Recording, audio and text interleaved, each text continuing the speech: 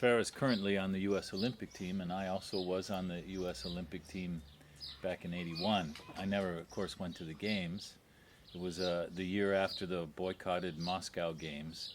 It was directed toward the Los Angeles Games in '84, where Scott Steele, my good friend and teammate at St. Mary's, went on to win a silver medal in the windsurf. Also from Annapolis, Maryland. Also, yeah.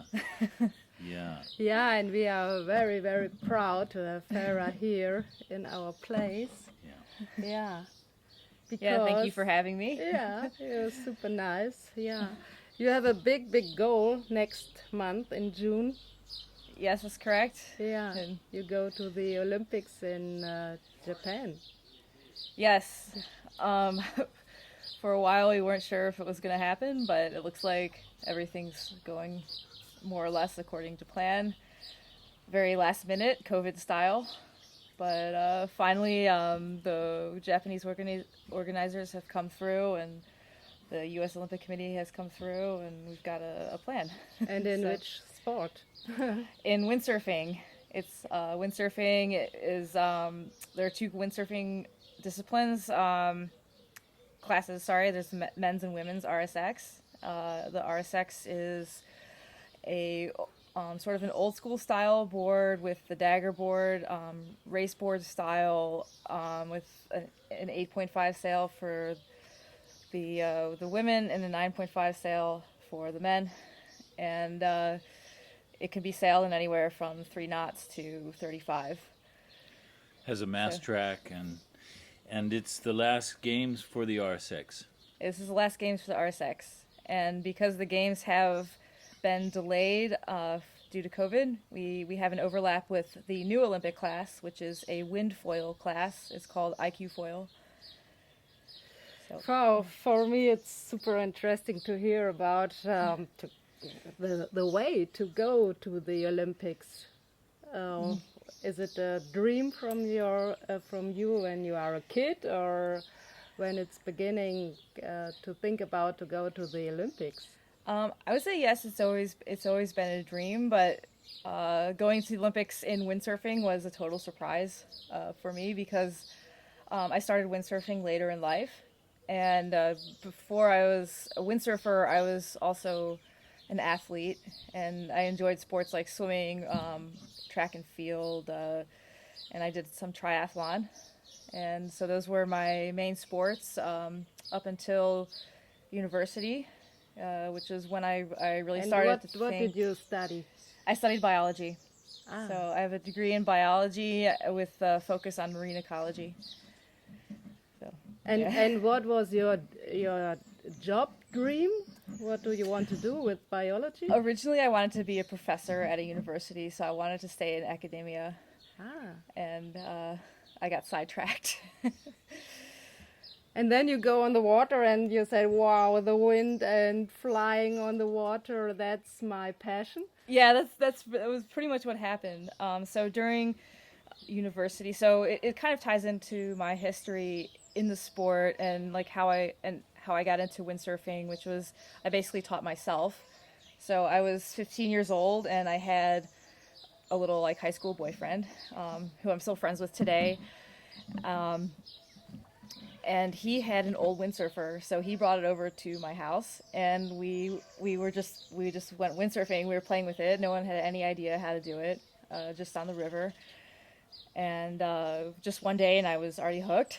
So I begged my father for a windsurfer, and he bought me another really old windsurfer. It was a Mistral Competition Light with a retractable fin and a soft sail and a tie-on boom.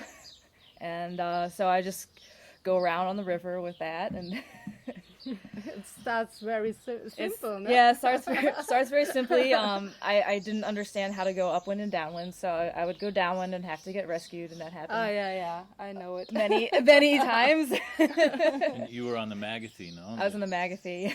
just north of my. I was on Whitehall Bay, just Yeah. off Whitehall Bay in Mill Creek, so we weren't far from each other.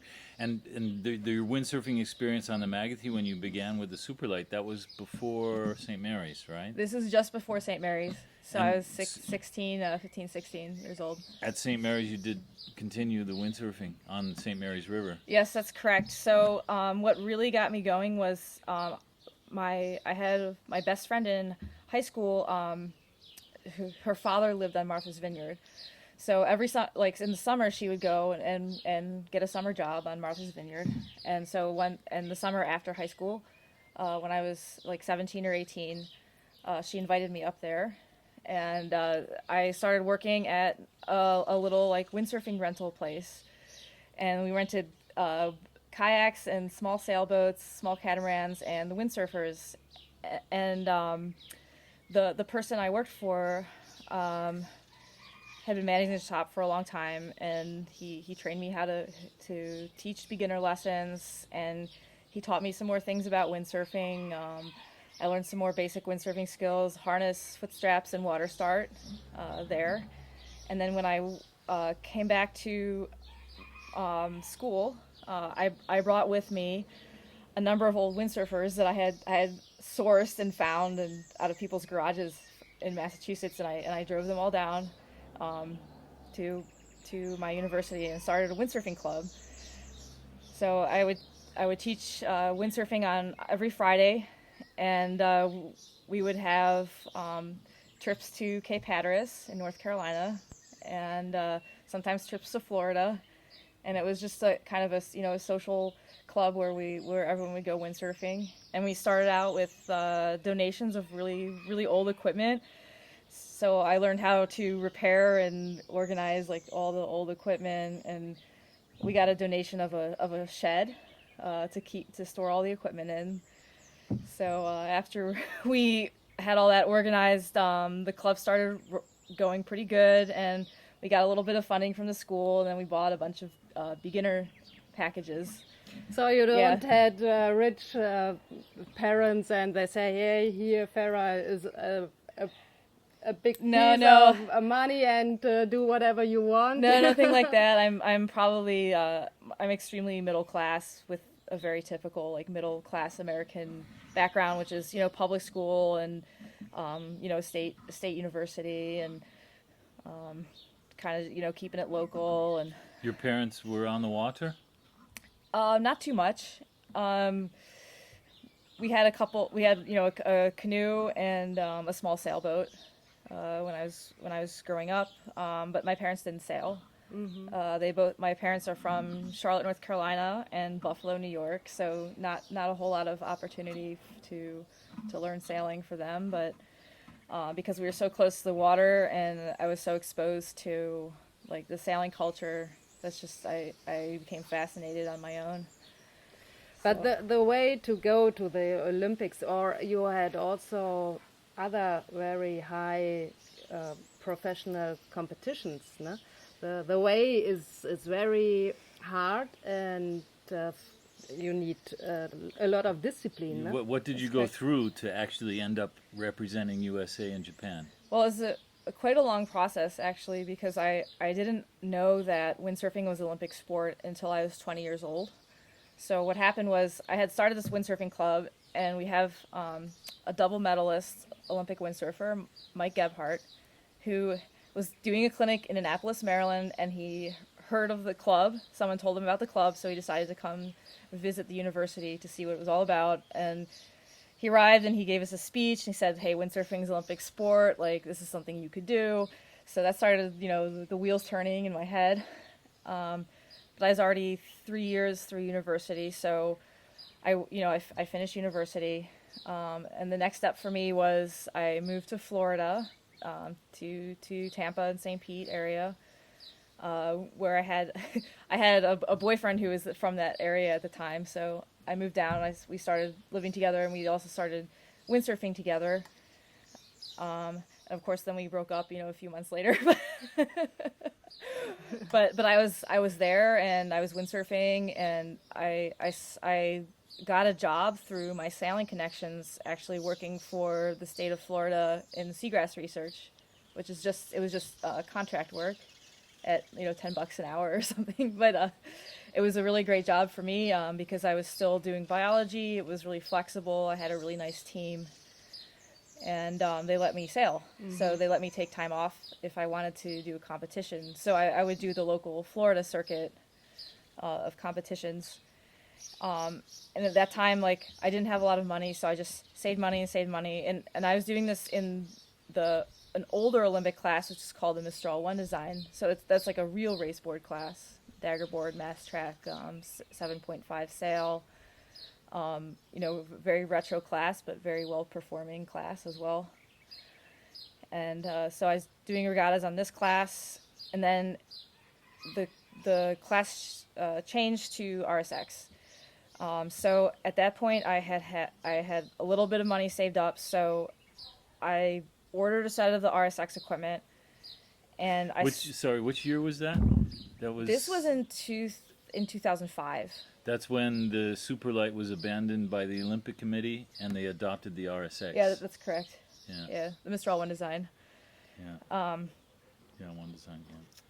So that was an interesting sea trials, actually, but that's a different subject. Yeah. For me also very interesting to hear about your day. What do you eat? What about your training and your sleeping time? Well, I'm someone who thrives on routine, so I try to have a routine almost the same every day. And normally I'll have 1 or 2 training sessions a day, with physical training in the morning, and then on the water session in the afternoon. So I get up around maybe like 7:30, have breakfast, either do the physical training or a morning on the water session, and then like a break for lunch, and then it's back at it again. And on top of this, I also have a part-time job, which is working for Tararoa Hydrofoil and in the marketing department. So I write website content and social media content, and I do some R&D stuff as well on the water. So, But going back to the RSX, so you bought one. Yes. And then you did a world tour, no? Yes, so actually I kind of slid into the world tour. But what happened was I quit my job. I sold everything in my apartment. I bought a van, and I went to the West Coast to the Gorge. And I worked at this kind of famous windsurfing shop called Big Winds, and it's called Big Winds University for a reason, because almost every windsurfer has gone through there. I started training on Formula and RSX that summer. So every day after work, I would be sailing. Every morning before work, I would be like doing some running or lifting. It was actually quite a lot of activity, and so I got through that summer, and then I went back to work in the winter again for the state of Florida, and then I found a grant. So I got a grant of a couple $1,000. So I started applying for grants, and I started trying to find sponsorships. And so my first European season was done on about maybe $3,000 or $4,000, and I went to Europe, and I stayed for 5 or 6 months, overstaying my visa, and I ended up going to a couple events, and then I hooked up with the Polish youth team. So I befriended one of the Polish coaches, and he said, "Hey, come to Poland and train." And I said, "Okay, that sounds great." And so I went to Poland to train, and because I didn't have enough money to fly back and forth to the States, I just stayed there. And I found an apartment through the connections from the sailing club, and I kept my equipment at the sailing club, and I just trained with them. The Polish are very well organized with windsurfing. No? Yes, they are. They have a very good windsurfing team. Yeah, and how do you contrast the USA and Europe regarding windsurfing, Olympic windsurfing? It is night and day because in Europe, teams benefit from government funding, and in the States, due to the Ted Stevens Act, government funding is not allowed in sports, so it's all private funding. And so from the beginning, windsurfing has been a funded part of European sailing structure. It's been one of the foundation sports of European sailing structure. And in the States, it's just simply not the case. For most of the Olympic career of windsurfing, Olympic sailors have not considered this a real sport.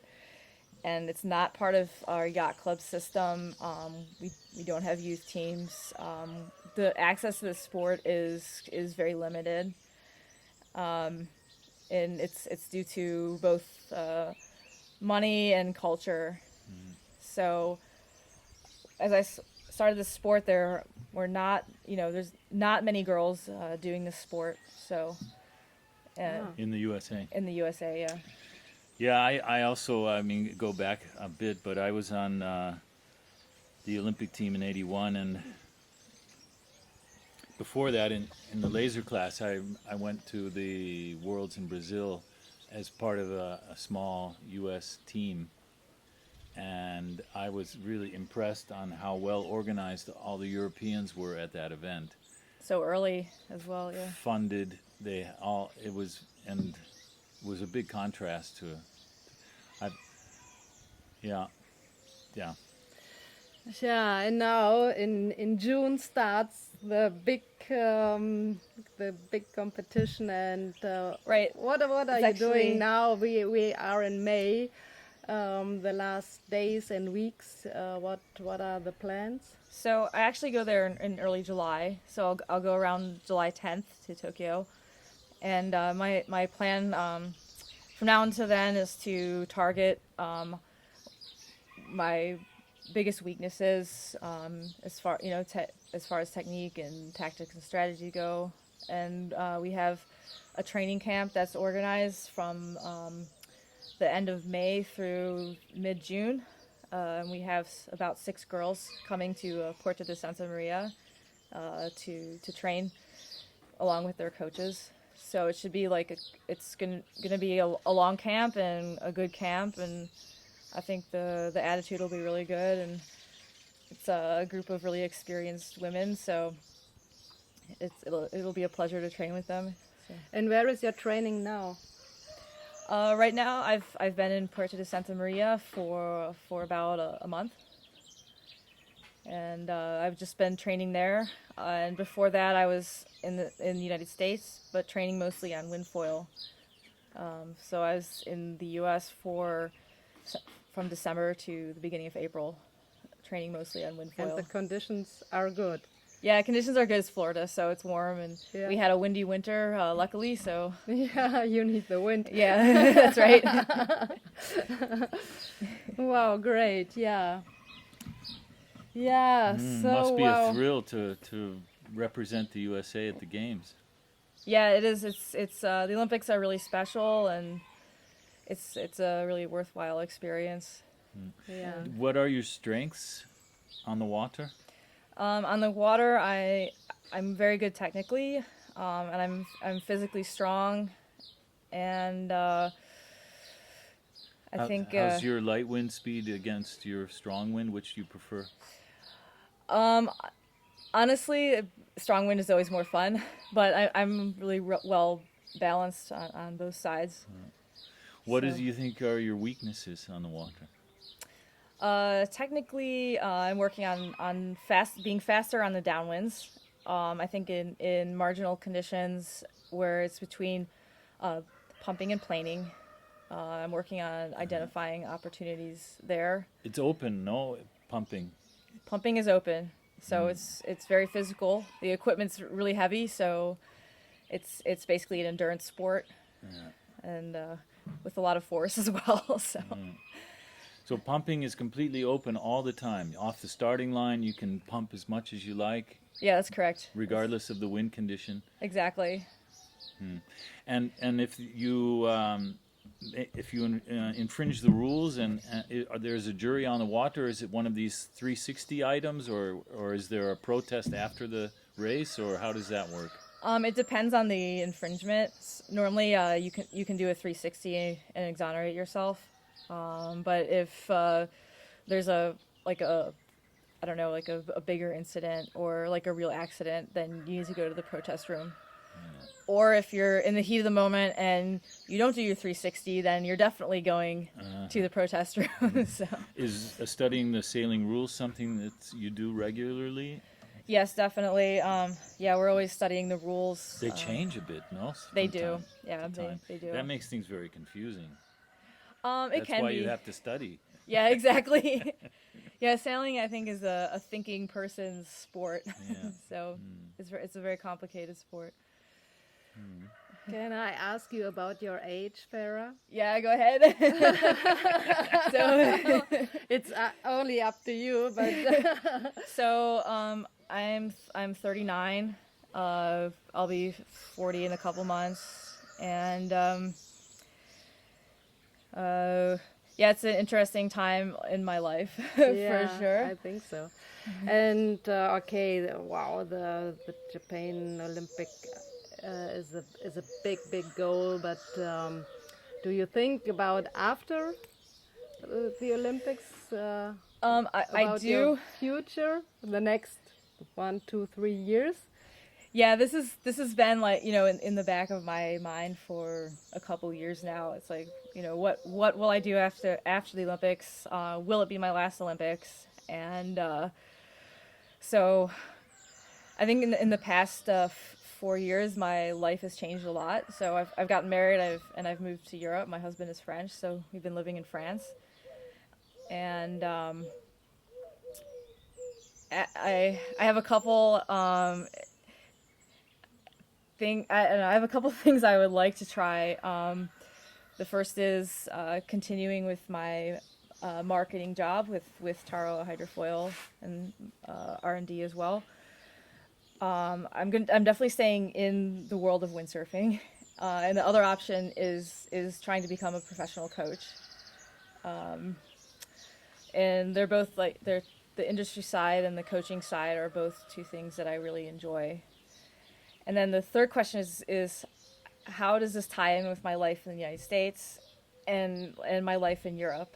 So can I spend some time in both places, or am I going to finish up in just one place? And those are like the questions that we haven't answered yet. Do you see youth coming up in the USA that are maybe interesting prospects for the IQ class, the new windfoil Olympic class? Yes, we do. There's currently a really good group right now. It's the most sailors that we've had in my entire career, and that's a combination of a few things are creating that. The first is that the Olympic class is now new and exciting, and it's a little bit easier to get into than the RSX. And the second is that we have a couple of youth programs that are where some sailors are starting to become like senior level, and they're interested in campaigning for the Olympics. So right now we've got quite a good group, and they consist of traditional sailors that come through this. There's 2 clubs that have youth development programs where we're starting to see a few sailors now. So that's the traditional side, and then you also have another side where these are like, the sort of the talented next generation kids who grew up on Maui, grew up in the gorge. Their parents are, big time windsurfers. They've been in the sport and in the industry for, their entire lives. And so we have a group of those as well. So it'll be interesting to see. Maybe you coaching them. Yeah, I would love to do that. Yeah, and Monty, you was in the whole world, and you checked the wind in the whole world.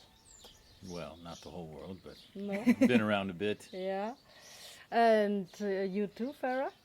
Yeah, we've both been around. Yeah. I think. It's important to check the wind everywhere. That's Yeah? right.